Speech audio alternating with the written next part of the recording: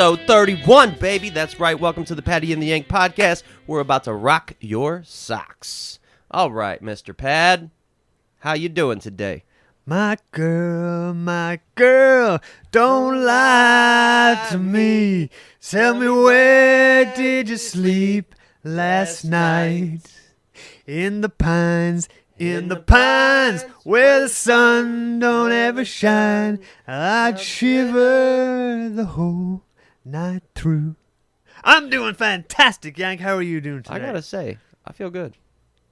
I feel good like this, Brown. I feel good. I do feel good.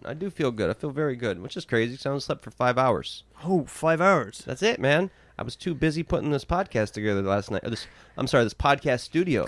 I like surprising you. I like every Saturday when you come over, I want you to be like, damn, what'd you do, Yank? This shit's looking awesome. I always want that from you. So. It's coming together very nicely. I got to say, every time I step into the studio, I'm like, fuck, man, this place is That's my goal. really... I want it to look a little different, improve something every single week. Every Friday is dedicated to nothing but getting the studio ready, doing research if I have to. Yeah. I had 2 weeks off, which was wonderful. I like it. I enjoy it. I find purpose and I find meaning in it. Well, it's good to have a good environment for us to record in. Like, this is very chilled out. We got a lot of different types of lights going on in here, which is very cool. Got some really cool artwork on the walls. This is probably going to drive our knowers crazy. I want to see, man. What the fuck are you talking about? I now have a chessboard to the left of me, just here where I can rest my arms as a chessboard. I want to play today, man. I can play chess with myself. I want to play today. And I was playing yesterday with a couple friends, and it was like, my one buddy doesn't like to play, and I was like, man, everything in chess in this other game is a metaphor for life. Okay. And like, thinking about the future, having a plan B, and then towards the end of the game, my buddy was beating me. Yeah. And all I had left was my king, right? Yeah. And he was chasing me all over, and I'm like, I'm not going to give up. I'm going to keep going. I used to be like that, but now I'd concede because it's like, whatever. Yeah, but that's like a metaphor for life, right? And I was like, I'm not going to give up. Like, I'm going to put up a fight until the very end. And then I ended up getting his horse. I only had my king, and he had 3 pieces, and I ended up stealing his horse. And I was like, see, that's why you don't give up. I was trying to motivate my friend to play. And then he struggled so much to put me in check. And I was like, that is a skill in and of itself. There's the game, there's starting the game, and then there's like being able to put the person in check, being able to close the game. When it comes to chess, I don't care about winning or losing. I mean, I do. I want to win. I always play to win. Anything I play, I play to win. Why you always lose. Even if I play my girlfriend in anything, like bowling, like pool, like anything, she knows I'm playing to win. But if she beats me or she plays really well, I'm always like, fuck, that was so satisfying. I take more satisfaction out of having a good game and a good contest than the victory itself. So when it comes to chess, the same thing. It's like, if I make some good moves in chess and one of my plans works out, I'm already satisfied. I'm like, fuck yeah, all right, let's see how far we can take this. And if the other person does that and does it better than me, then fucking yes, power to them. It's just... Actually, I guess that was the mentality I had yesterday. Like, just crushing somebody at something is just... Right. My buddy Josh, I hate playing with him because he does nothing but crush me. Well, but yesterday it was really cool. Me and my buddy, we just kept going back and forth. But like, I would be dominating and I'd be really confident, and then one of us would make a pivotal move. You have a domineering personality, Yank. I gotta say, it's part of your psychotic makeup. And then he would take control. And then I would take control. And I was like, wow, we have like a similar skill set. That was a very good match. Yeah. You know what I mean? And I kept thinking about boxing too, how comparable boxing is to chess. You know? That's what they say, boxing like chess, which it is. Yeah, and it was fun. I love chess. Something I want to just have a quick mention to today on the podcast is that... You're pregnant. It's twins, Yank. It's twins. Oh, shit. It's boys, two little boys. I better put a ring on the finger soon, huh? I had an incident the last day, like 2 days ago, in like, I don't know if you could call it a fast food restaurant. It's like, you know yourself, it's like very small. They got the counter, and basically it's to take out food, but it's like a healthy lunchbox, like rice, chicken, vegetables, or rice, beef, vegetables. People in the West wouldn't know what we mean by lunchbox. It's called Bien Dan. They call it a Bien Dan here in Taiwan, and it's basically just a fucking lunchbox with rice, vegetables, and meat. You can pick the meat. And that's extremely common here for people for lunch. That's what they do. But anyways, I was in one of these places the last day, and I was getting my food to take away. And I'd done a couple of boxing classes in like 37 degrees heat outside. I was stinking like a fucking dirty damn dog. And I just wanted to get home. I wanted to have a shower. I wanted to clean myself up. I just felt disgusting. And on my way home, I was like, right, I'm going to stop in and get my food. that means that's covered. I don't have to, do anything. I just get my food, bring it home, have my shower, eat my food, I'm done. That's the mood I was in, right? That's the fucking mood I was in.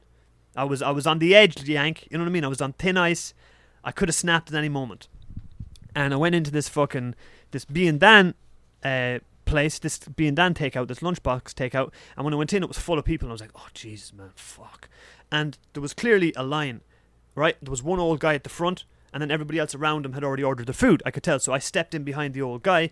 And about not even a minute later, this old woman just burst through me, between me and the old guy in front of me, and went straight up to the counter with her money. And I was like, what the fuck? Like, what the hell is she doing? Like, she's cutting in the line here. Like, and then the old guy, she rang the bell. Like basically like, here, I'm in here now. I'm here.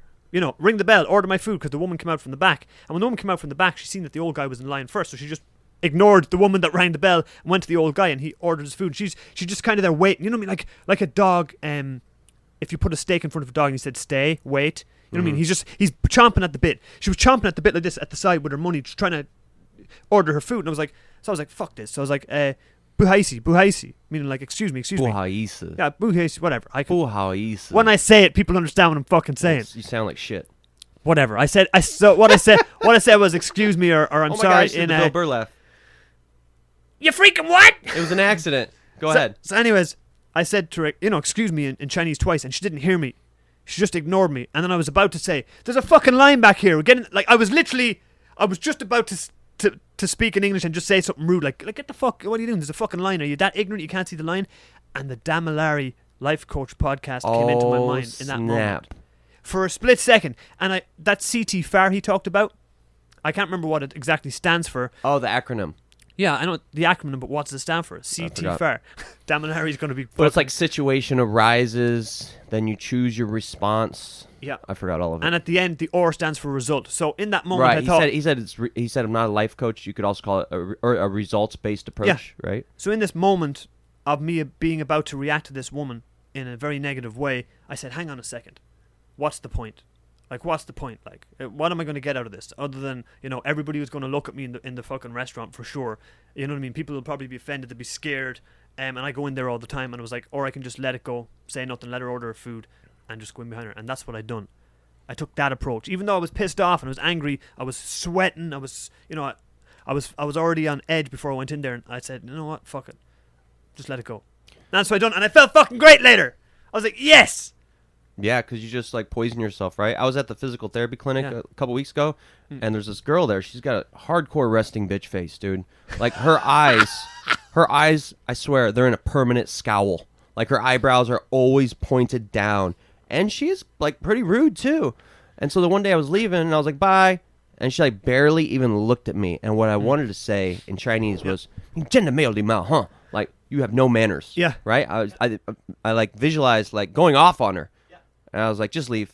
And I started walking down the street, and I was like, why did I feel that urge to lash out against her? Why did I get so offended by her rudeness, And I got to choose my reaction, right? I was like, had I got all riled up and done that, then I would have like poisoned myself, and then I had to like calmed myself down. Of course. But also, like, why does that bother me so much when people are rude? Like, why is that so important to me? Well, Damilari explained it in that life coaching episode.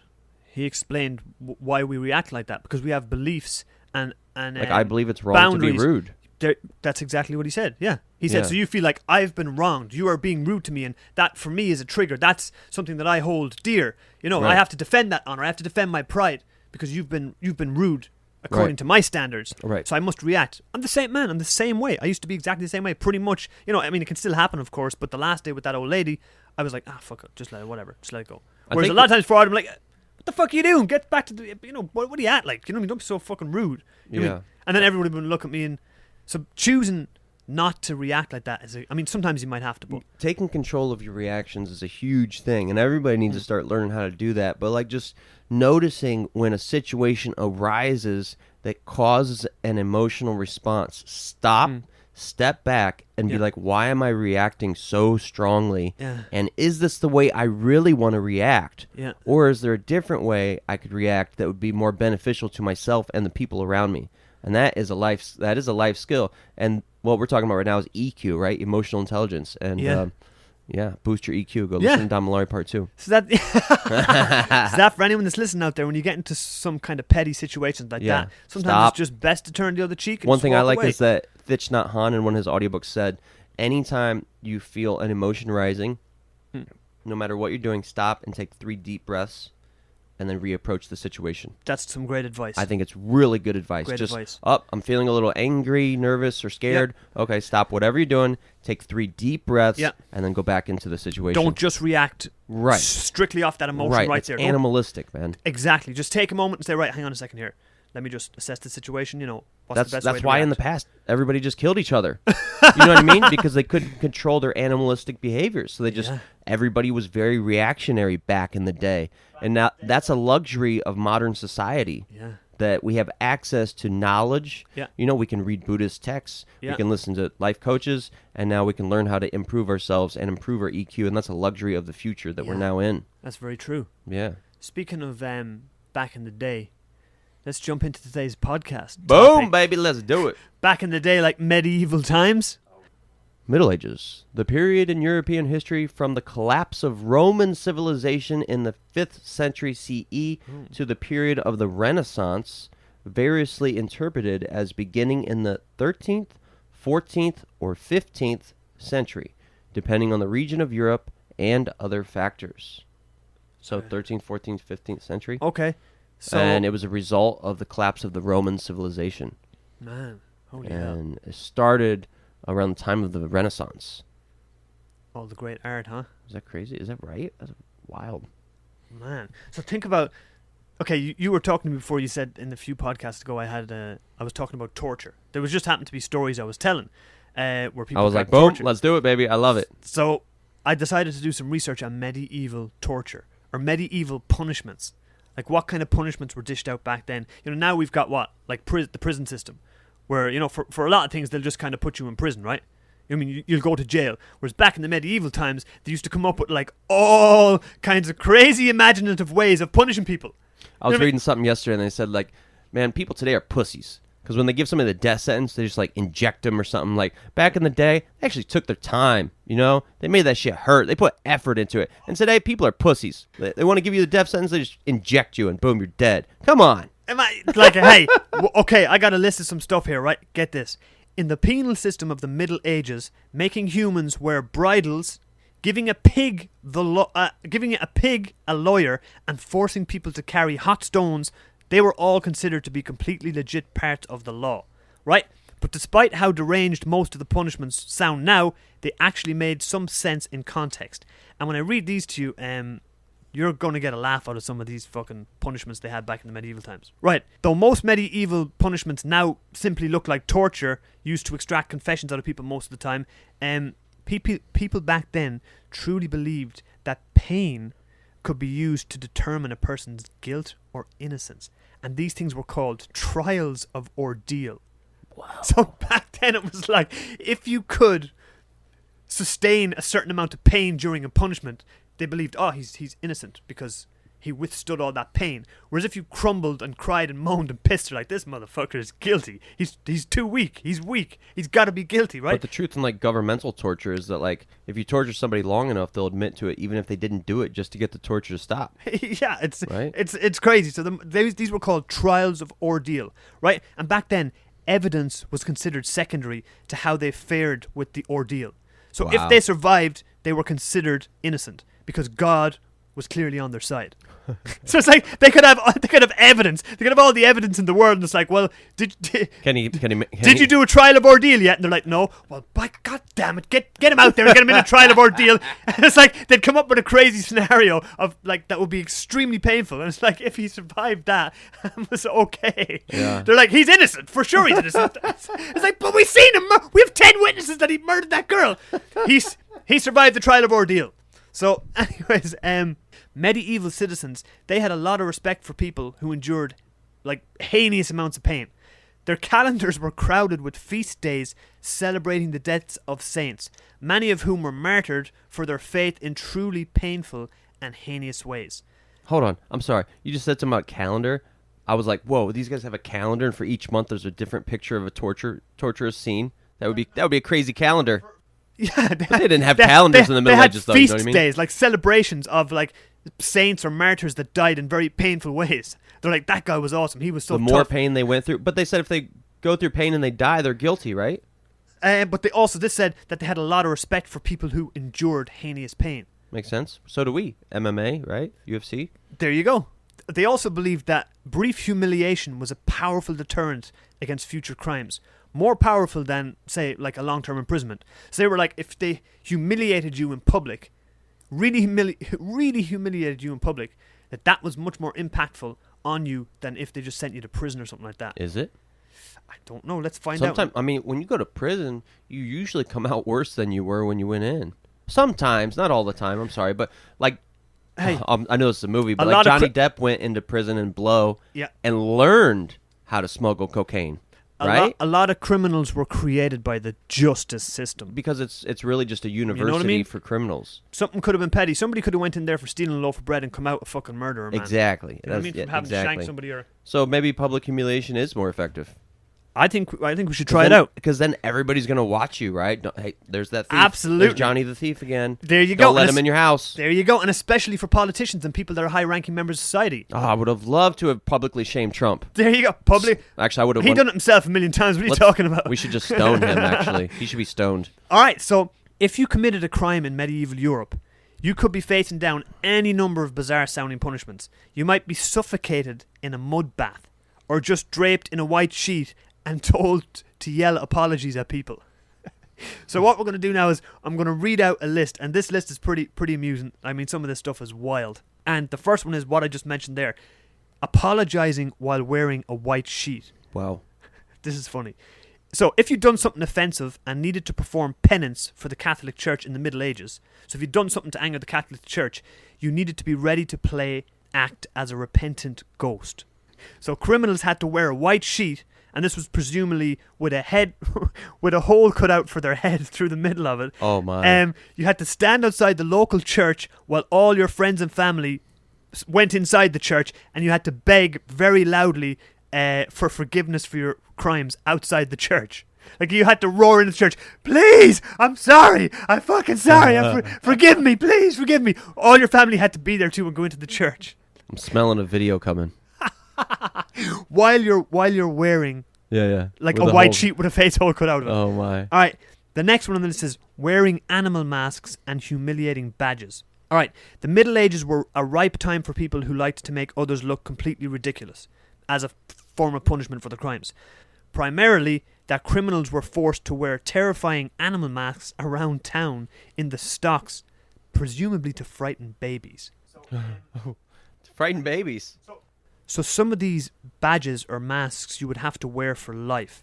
You would have to wear like an animal's skin over your face for life, or a crazy badge for life. This must be where Leatherface came from. This meant that nobody was going to trust you with anything. So if, for example, like you said, little Johnny was a thief, and he's wearing one of these badges, like, oh, there's Johnny the thief. So if you showed up for your new job wearing a badge made of 2 huge red cow's tongues, bigger than your hand. Made of cow tongues. Wouldn't that stink? Hey, the medieval times, go man. Rotten, man. Listen to what I just said. Oh my God. Medieval times, man. They took pride in like humiliating people and like, yeah, that's a great punishment for him. So if you showed up to your new job wearing a badge made of 2 huge red cow tongues, bigger than your hand, that indicated you'd committed perjury. 2 cow tongues. 2 cow tongues as a badge. You had to go to work wearing that, and then everybody would know that you cheated on your husband or you cheated on your wife. Oh, that's crazy. Okay, number 3. Number 3 is funny. I'm just going to read it out again, ladies and gentlemen. We don't stand behind any of these beliefs. This is just history. This is just some facts. All right. Number 3, being thrown into water while tied to a stool, and they called this the ducking stool, right? Now, the ducking stool turned up a little bit later than the Middle Ages, somewhere around the 16th and the 17th century. It's both hilarious and it's also horribly sexist. Okay. I love it. So Get excited. So if a woman did something unwomanly, whatever that means, most often this entailed being a scold.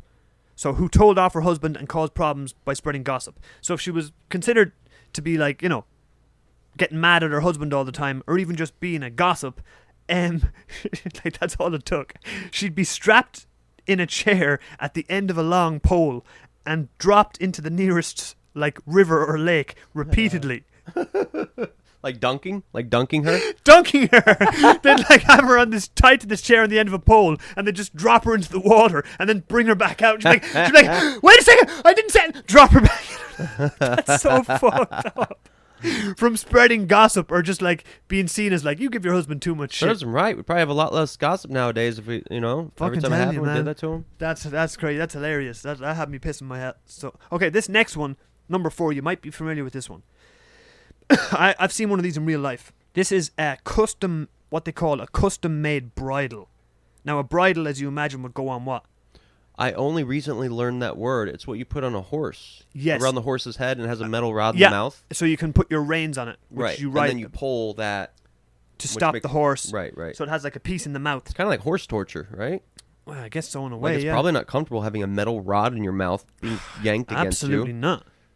So, the so-called scold bridles, they're pretty terrifying looking. And, again, they were made to be worn by women. Hold on. So you put a bridle on a girl and you ride her?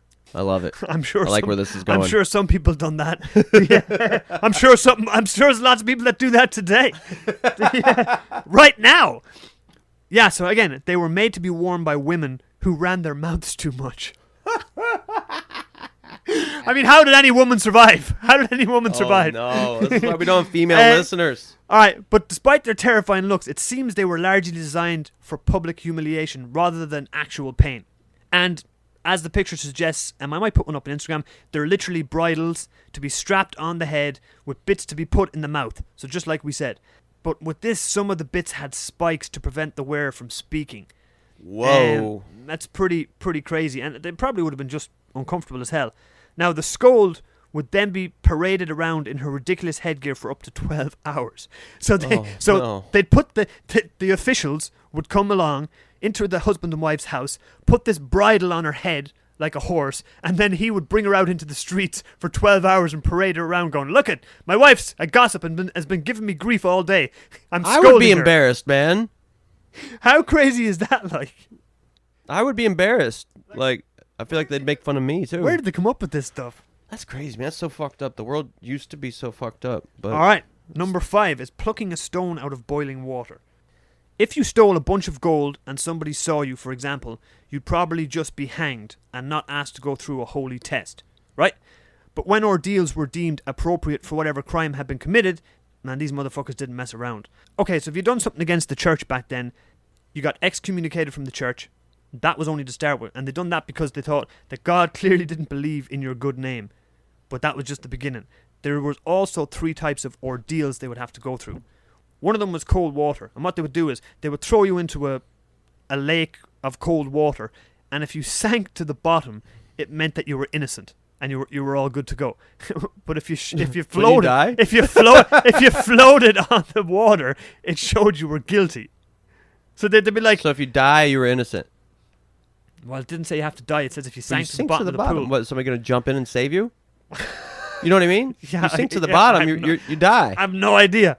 So that's called cold water. The next one was called hot water. Plucking a stone from a cauldron of boiling water and having the wounds healed within 3 days was required to prove your innocence. So sorry. So they'd boil a huge cauldron or huge pot of boiling water, throw stones in there, get those stones to like a crazy temperature, and then someone would have to put their hand in there and pull out one of those stones. Just one. And if your wounds healed from this scalding you just got within 3 days, it indicated that you were innocent. Of whatever. Blind ignorance, huh? Blind ignorance. All right. So moving on. The next one. Being suffocated in mud. So suffocation as a technique of execution has been around for a very long time. One ancient Roman woman, Fausta, was executed in an overheated bath. And one of the most famous martyrs of Christianity, Saint Cecilia, allegedly had to be beheaded after a suffocation attempt didn't work. But the Middle Ages legal system specialized in one particular type of suffocation. Mud. They would bury your head in mud and you'd basically drowned in mud, which is a pretty crazy way of going. That's pretty heinous. Absolutely. Hanging in cages until death. If you were sentenced to death in medieval Italy or England, one particular option for your demise combined both public humiliation and agonizing torture. Being hung in a cage in a public place, naked and without food or water until you starved to death. Now, another fun little, add on to this punishment that a lot of the locals were like, hey, this isn't that much fun. It's going to take him ages to starve to death. We're bored here. Come on. I've got a great idea. Why don't we cover him in milk and honey so that all the fucking insects are just going to ravage him and eat him alive? Oh my. Come on. Now you're getting a rise out of me. How fucked up is that? How crazy is that? Shit. That's very crazy. That would drive me nuts. Cover me in milk and honey so the bugs are all over me. Oh. And you're strapped in this cage naked and hanging in a public place, and you've got mosquitoes, you got everything just coming along and just eating you. You know what, Yank? I'm a little bit, what shall we say? What's the word to use? I'm a little bit ready to pass. I was saying lasagna, but that doesn't make sense. What do you bake? What kind of foods do you bake? I don't bake anything except myself. I'm going to bake you, motherfucker. All right, I'd bake you if you weren't already baked. Yank, I'm going to step back here and let you take over from here, right? All right, I understand. Cool. So, medieval torture devices. I have a little something on ancient Asian torture devices. Brilliant. Yeah, so I got a couple little hidden gems for you. The first one's called Ling Chi. I don't know if the tones are right, but the pronunciation is spot on. Ling Chi. It's a traditional. It's Chinese. It's traditional. It's simplified. If we translate it, it's called the slow process, or the lingering death, or slow slicing, also known as death by 1,000 cuts. Yeah. Fuck yeah. Form of torture and execution used in China from around 900 CE and ended in the early 1900s. They also did it in Vietnam and Korea. This is a form of execution. A knife was used to methodically remove portions of the body over an extended period of time, eventually resulting in death. I think you can actually go onto Google and see an image of one of those. A guy strapped to a pole with his hands tied, and he's been executed by death of 1,000 cuts. I think I remember checking that out before, so I don't know if you want to check it out. So different dynasties did it differently. In the Yuan dynasty, they did 100 cuts. But in the Ming dynasty, there were records of 3,000 incisions. What? Yeah, and often it didn't last longer than 15 to 20 minutes. They'd bleed to death, would they? Yeah. There was one family, the Coupe de Grace, and they had enough money that they could afford a bribe to have a stab inflicted to the heart first. So you could bribe and get a fast death. Get a quick death, huh? Fuck. Some emperors would be like, I want this person to be cut for 3 days.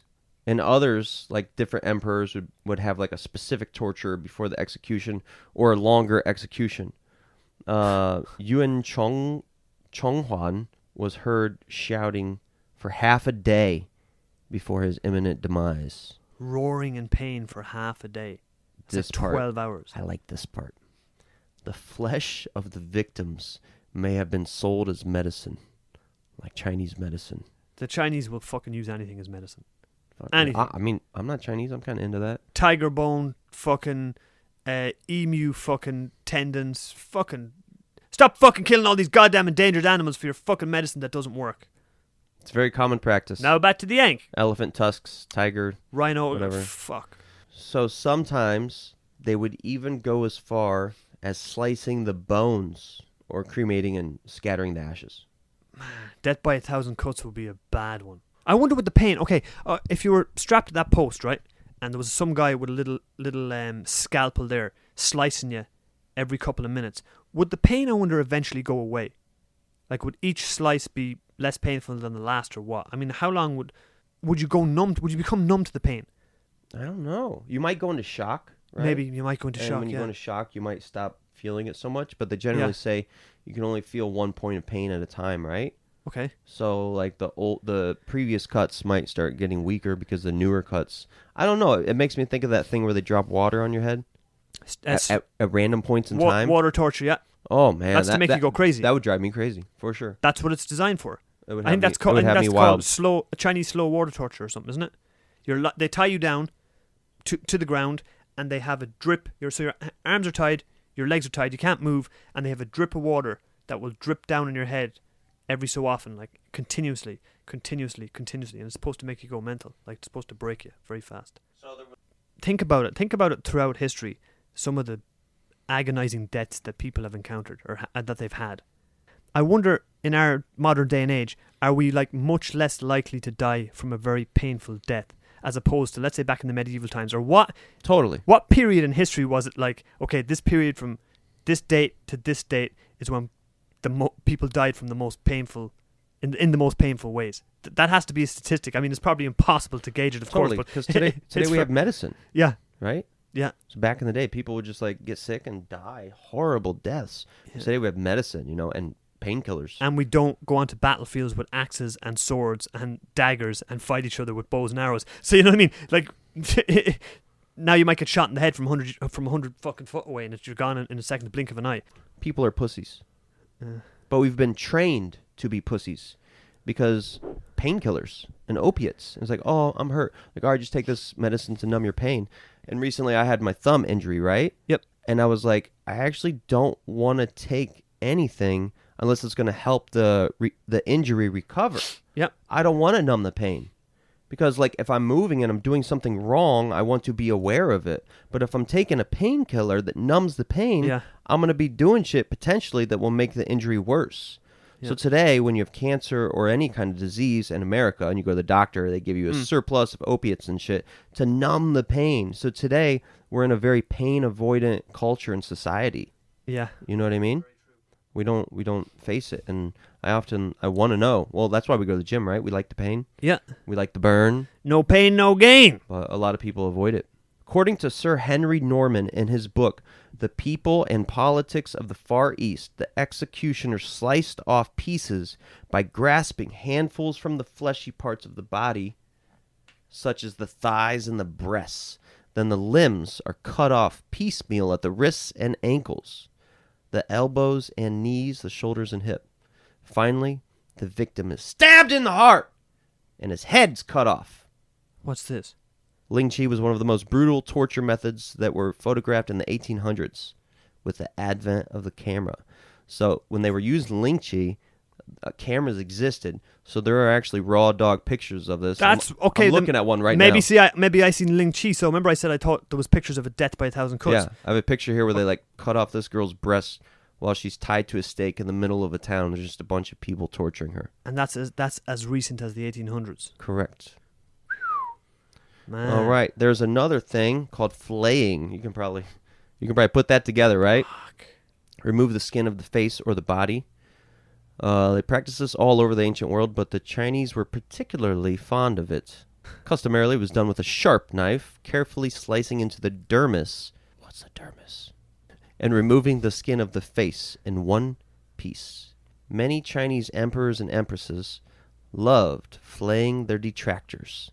The Hongwu Emperor in particular, he ordered the flaying of 5,000 women in 1396. That's insane. It gets better. The skins were either stuffed with straw or nailed to a wall to show off to any potential enemies of the state.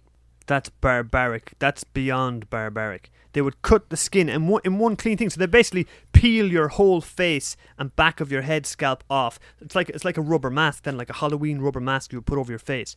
It's just like we see in the movies. But what we didn't know when we're watching these movies is that people actually used to really do that. We see the cartel doing it in certain TV shows, right? It's crazy, man. So the cartel still does shit like this. There's also another form of torture that involves the use of mercury. The victim would be buried upright to the neck and have 2 cuts made in the scalp. They would then pour mercury into the cuts. The weight of the mercury would cause the skin to separate from the flesh. And when the victim was like screaming in pain, they would slip from their skin like a banana from the peel. Like they just slip out of their skin. That's absolutely insane, man. That's like one of the most imaginative torture methods I've ever heard in my life. Creative, huh? They would cut 2 slits in the top of a guy's scalp. Bury you up to your neck. And cut 2 slits in the top of your scalp and pour mercury in. And the mercury would basically slide down the inside of your scalp, down through your neck. And as it's doing that, your skin is just coming apart from your body. And eventually you just slip out of your skin like when you peel a banana and you pull that banana out. That's exactly correct. That is mental. Oh my! That is absolutely meant. Like, imagine like anybody that's out there that's like, you know, a rapist, like a murderer, like a really bad motherfucker. We just gave them. And it's like, okay, we catch you. Here's what's going to happen. You're going to get the old banana skin fucking peel treatment. We're banana skinning this motherfucker. I bet you that would bring crime rates down. Oh my! Fucking hell, man! That is some brutal shit. And that was in China back in the 1300s. Correct. 1396, Whoa. I believe. Yep. All right, another one is bamboo. Bamboo grows very fast at an insane rate. This one I know. Sometimes feet per day. You knew that? I know this, and I know this torture you're about to tell me. I didn't know this before. Yep. So the Chinese took advantage of this by using it to slowly kill prisoners in an excruciatingly painful way. The prisoner would be suspended above shoots of living bamboo that had been sharpened to a point. As the bamboo grew, it would slowly pierce the victim's flesh and grow into their bodies to pierce their organs. That's it. I read about that before. So basically what they would do is they would hang you a couple of feet above the ground. Not even, maybe 1 or 2 foot above the ground. Like splayed out with your arms and legs. Arms tied behind you. Legs tied out in front of you like that. And they would have you above the bamboo, and that bamboo would slowly grow. And imagine that, even that first part where it's pushing up through your back, through your spine, or if you're back on your back, and then it's slowly growing, and that's pushing in. And you know, like the weight of me and this bamboo, the way it's grown, it's going to slowly just start skewering you, slowly start skewering through the middle of your body. Again, and that's why we need to express gratitude, because in this day and age, we don't have to fear shit like that. You know what I mean? Yeah. Like, I'm so grateful that I was born. Like, how lucky was I to be born in 1986? You know what I mean? I don't have to look. You were asking me about time travel, right? Yep. And the first thing I said was, I wouldn't want to go back in time because it was so brutal and violent. Yeah. You know what I mean? Maybe I'd get killed instantly. Maybe I'd get tortured to death because I thought I was an alien or something like that. You know what I mean? That's why I think I said dinosaurs or something. I don't remember, but yeah. The past was a very, very dangerous place, man. Yeah, we're very fortunate. I know we've got guns and that now, but like I said again, getting shot in the head today, or getting any of those ways of dying, like we just said, like hacked to death on a battlefield, you know, take the guns. Yeah. All right. There was also something called the wooden horse. This one I'm also familiar with. No, really? Yeah. No. I don't know why I was trying not to cuss, so instead of saying no shit, I said no. I don't know why I seem to know all these ancient ways of torturing people. I don't know why. So this is the interesting thing. Our knowers perceive me as the crazy one obsessed with eating people. Yeah. But Paddy has a long, thick, dense knowledge on torturing. I used to love documentaries and reading up about mad history, so that could be it. All right, so according to this, there's a document called the 24 Histories. There was a woman who was convicted of conspiring to kill her husband with her lover. Wait a second, am I getting this right? A woman was convicted of conspiring to kill her husband. Yep. With her lover. Yeah. Was often punished with the device known as a wooden horse. This was a sharpened wooden stake that she was hung above with the tip in her vagina. And then she was cut down, making the stake enter her body through her vagina and pierce through until it came out the top. You're familiar with that? That's. You tried it before? Like, that's absolutely insane. That's absolutely barbaric. In medieval Europe, funny we talked about it earlier, there was a very similar torture method. Except, I don't know if this is worse. You can tell me what you think. What they would do is, they would have, I don't know what they called it.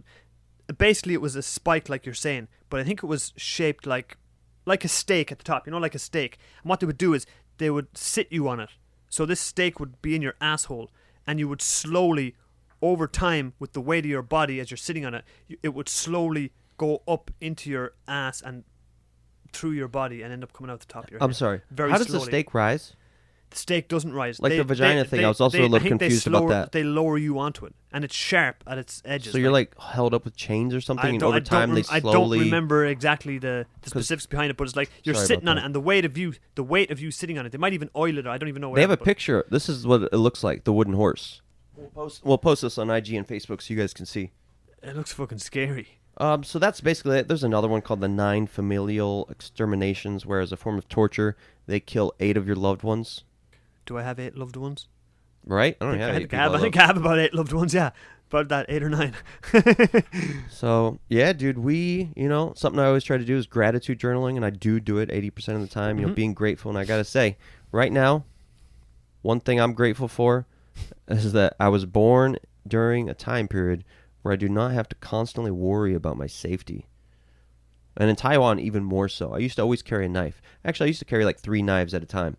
And I moved to Taiwan. I despise people that carry knives, but continue. You despise me, motherfucker? I will pull. No, I hope you don't. If you now. still carry a knife, my opinion of you will go down. When I first came to Taiwan, I still carried a knife, right? And I was in Dan Park one day walking. Suddenly, I heard like somebody jogging. Yeah. I turn around, and whip out my knife. I'm essentially from Detroit, man. Yeah. Okay. Well, maybe I can give you a pass on that. Okay, you're from a fucking wild ass place. Yeah, and it was a jogger, and I was like, whoa. And then one day I was in 7-Eleven trying to pay, and my knife fell out of my pocket. And I realized I'm the dangerous one. In Taiwan, you know what I mean? They don't got criminals and all that crazy stuff. They're here, but in very small amounts. Yeah. And I was like, I don't think I actually need to carry a knife anymore. But you know what? Fuck carrying a knife. People that carry... You know what? I think... My dad always carries a knife. Well, you know what? He listens to our podcast, too. Well, I'll tell him this then. Tell him. He's a scared man. Whoa. Because you don't need a knife. Anyone that carries a knife is the person that's scared. If you're man enough, use your fists, learn how to fight, do jiu-jitsu, do taekwondo, do boxing, do Muay Thai. Let that be your way. You're too old. Too many people die, man, from getting stabbed, like, especially in Ireland. There was a time period in Ireland there were a lot of young people getting stabbed, man. My stepdad carries a gun. And this is no disrespect to your father, any of your family, anybody that carries a knife. Yeah, man, it's a brutal This is going to touch on a lot of stuff. Okay. But I think my stepdad, he always carries a gun. I think it makes him feel empowered. Okay. I think my little brother also carries a gun. Well, in America, what did they say? You're like, arm yourselves. Well, like, what am I going to do if somebody comes at me with a gun? I got to have a gun so I can protect myself. Well, in Ireland, we don't have guns. Like, people can't go out and buy guns. You know how many people get shot in Ireland every year? Like, about 5. And you know who they are? They're usually just criminals that execute each other. So, like, the regular public, like, I don't remember the last time, like, somebody got shot in Ireland. Like, just a normal person. But in America, because you got so many guns, it's like, it's our rights, it's the Constitution of America. If I don't have a gun and he's got a gun, and it's like, 40,000 people died, I think, in 2018 as a direct result of gunshot wounds. 40,000! 40,000! But people still think, I got to carry a gun. Well, let me tell you something. If nobody has a gun, how does somebody get shot? How does somebody get killed in a gunfight? You might have fisticuffs. Well, that's a good thing about Taiwan, too. I love that about Taiwan. Right? Yeah. You can't go out and buy a gun here. You won't even get in fisticuffs here. You can't get a gun here. People, there's just, guns don't really exist. The cops have them, that's about it. But my dad carries a knife because he also uses it for things like cutting open boxes and cutting. He always looks for opportunities to use his knife. He loves it. He gets excited. It's his passion, you know? He's carrying it like that. I didn't know you meant like that. I think he's carrying it like that. I guess your father's not a young guy. He's not like, like a street guy. 66. Okay, then in that case, somebody that carries a knife around the thing for odd jobs, like you said again, of course. I think it's, but a young person that goes out onto the street to hang out and carry a knife in their pocket, that's the person I'm talking about. I used to do that. So my apologies. That was me. My apologies if I offended your stepfather or anybody earlier when I was talking about that. I'm talking about a young punk that goes out in the street and carries a knife. I do still think you're onto something. Yeah. Specifically in the U.S. because they're really big on their guns, right? And what does it mean to carry a gun? Should we really be carrying a gun? Does carrying a gun make the world a safer place? Does it make... I mean, this is we generally avoid hot topics on this podcast. Yeah. I don't know why, but we do. Like, we don't talk about LGBT. We don't talk about a lot of stuff. Enough people talk about that fucking stuff, man. Abortion, we haven't talked about stuff like that. But like guns, I don't like taking strong opinions on things that people have strong opinions about. That's a good point. Because that's where conflict comes. Okay, you know what I mean? Good point. And like guns, I'm like, I don't really know. I don't really know how I feel about guns. I don't really know if I think people should or should not carry them. If you look at the statistics around the world for murders by gunshot wounds, America's like right there at the top. It's ridiculous. And then you look at countries that don't. It's so simple. It's so simple. Then you look at countries where guns are illegal and you can't get your hands on guns. And then you see how many people get killed by gunshot wounds every year. It's minuscule. It makes America look like the wild fucking West, man. So when you just, with a rational mind, and you look at that and it's like, okay. From an outsider. What happens if somebody breaks into my house and I don't have my 45 under my pillow? Yeah. And it's like, well, there's a good chance then that nobody's going to die. Because the motherfucker that broke in probably doesn't have a 45 either. Because guns are illegal, motherfucker. He's probably got a crowbar that he's going to open your window with and rob your TV and get out of there. But if when you got a gun, someone's going down. When I was younger, under the age of 15, say, I was very anti-guns. Very, very, pro-peace, probably because of psychedelics and Jimi Hendrix and just that culture that I was in. Yep. So I was very anti-guns, but my stepdad really wanted me to learn how to shoot. So the first gun I shot was a .357 Magnum, which is a huge revolver. It's a huge kick. I've shot one. Yeah, and I think I also shot his shotgun. He ended up giving me a gun. But I learned how to use these, but I was always very anti-guns until I became what I quote-unquote call a gangster. Yeah. And then I was like, I want to tote a gun. Yeah. I got my SUV. I'm a thug. Now I want to tote a gun. I want the whole bag. I want to feel like a badass. I want to feel like a fucking gangster. I want to pretend like I have the courage to use my gun. Well, you see, that's what I was going to say. I never had the courage to actually use it. What happens so you've got this facade, right? Right. You've got this image that you've just painted for me and anyone that's listening of yourself or of somebody like you back then, right? Yeah. What happens if you get into a situation with a bad motherfucker that can fight and he manages, I don't think I could. And he takes that gun away from you and now that gun no longer exists. Or I drop the gun and run away, right?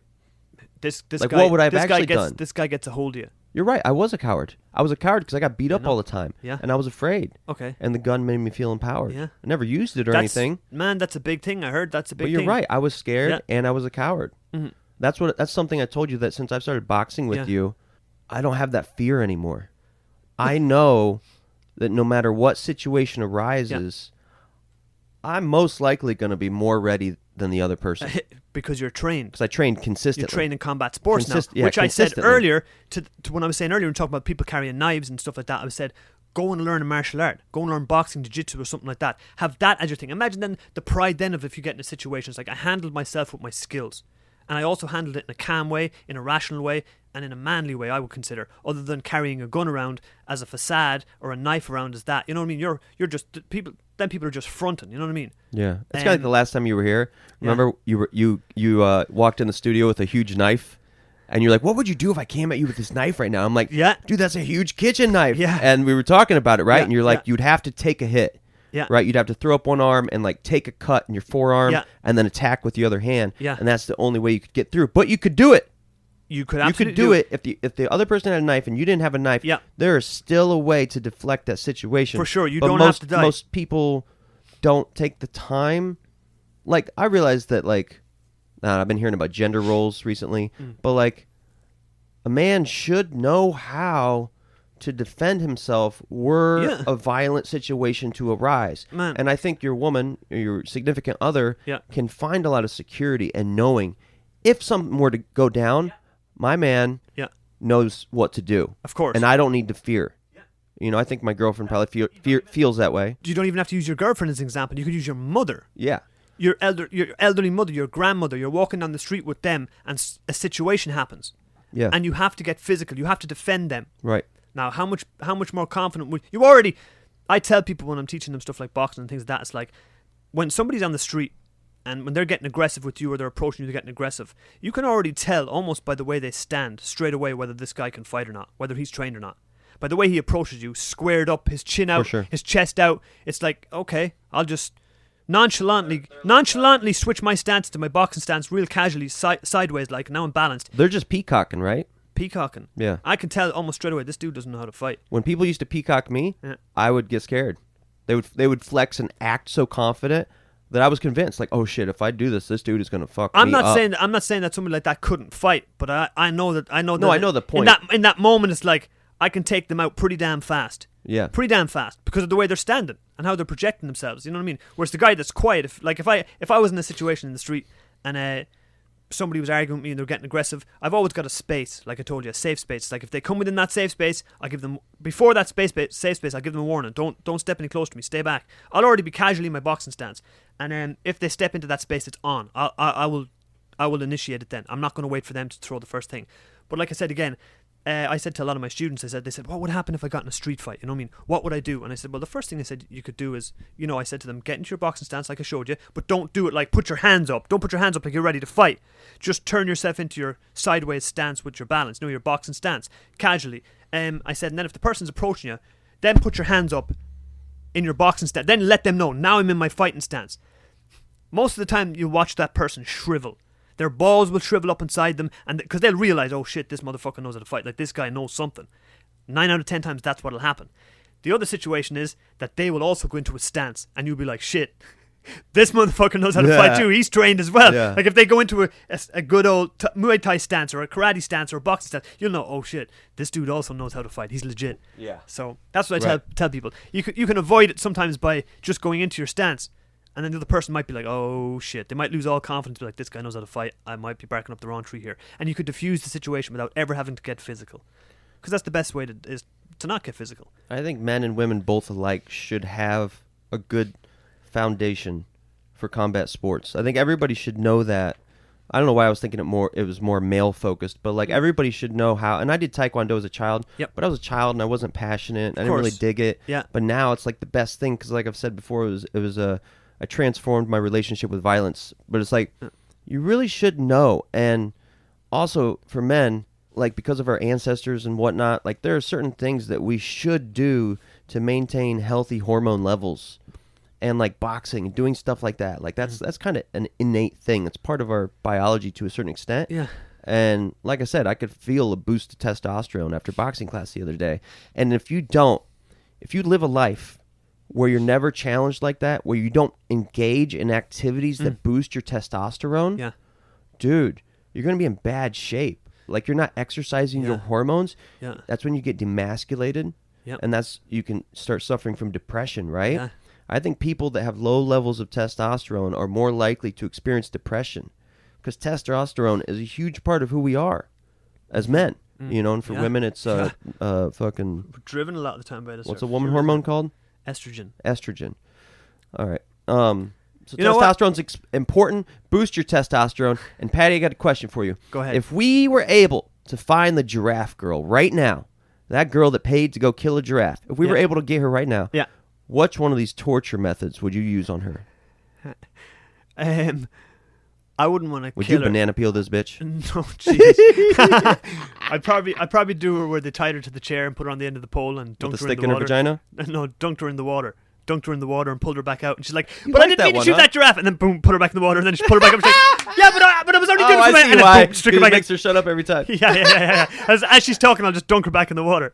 You know what, Yank? On that note, let's leave that podcast let's right roll there. Out, baby. Let's roll out. All right. Again, thanks everybody for listening. Follow the Spotify, follow the Instagram, blah, blah, blah, blah, YouTube channel. Awesome. All right. Please buy us a cup of coffee on Patreon. Patreon. Paddy and the Yank Podcast. Go to Patreon and find us. All right. We're going to leave $5. I love you. I love you, knowers. We're gonna leave you with a tune today from none other than Ninja Ned. He's back again. Peace. Be good or be good at it.